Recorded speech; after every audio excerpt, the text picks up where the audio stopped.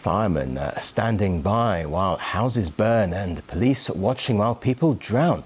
A spate of incidents in the United States has sparked concern over what kind of society is becoming. As Guy Chichikan reports, sticking to the rules and fear of litigation appear to be trumping care and compassion.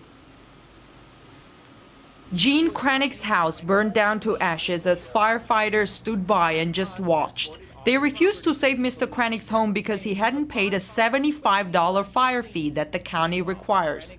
I thought they'd come out and put it out, even if you hadn't paid you $75, but I was wrong. As the house went up in flames, the Kranicks were begging the firefighters to make an exception, saying they were ready to pay whatever it took to put out the blaze. But they were told it was too late. Things my mothers, my grandmothers, my great-grandmothers were all there in that house. Same happened to Vicky Bell from Tennessee. Firefighters stood by and idly watched her trailer home burn because she too hadn't paid the $75 fee. 911 said they were in fact dispatched and that they showed they were on the scene. In the U.S., fire policy varies from state to state, from county to county. In South Fulton, Tennessee, if you don't pay, you're out of luck. And anybody that's not inside the city limits of South Fulton, it's a service that we offer. Either they accept it or they don't. Behind numerous similar incidents lies a problem: rigid local rules versus the responsibility of the government to help its citizens when they're in trouble, or rather versus basic human compassion. We're really poor in terms of humanity. I mean, when it's $75, that is the more important thing in a situation like this. It just shows you that we've become far too concerned about every single dollar, and also that it just shows it's really kind of it's an all about me.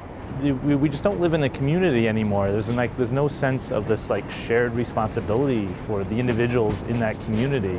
In California, police and firemen watched a man drown, saying they didn't have proper certifications for water rescue, which would leave them open to possible lawsuits if they attempted to save him.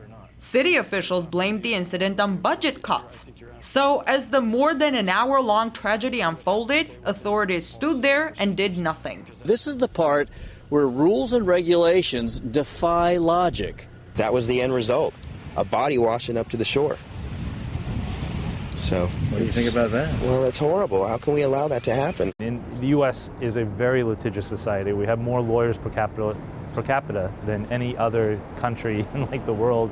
And so, when you have to worry, when you're a rescuer and you have to worry about a lawsuit and you cannot rescue a person as a result, I mean, that's really a problem. If the firefighters had rescued the man, even saved his life, but somehow maybe broke a rib or hurt him in some other way, they'd stand to be sued in court. And that's just the way our system works. Even after the surf brought Raymond Zach's body closer to the shore, firefighters refused to get in the water and retrieve the corpse. So they waited until a passerby volunteered to do the job. The logic, you don't get anything unless you pay, makes sense to a lot of Americans. But when you have money and rules on one side of the scale and humanity, the human urge to help, on the other, and money wins, this is when one gets the sense that something is wrong with the way the system works. I'm Guy Chichikan reporting from Washington, RT.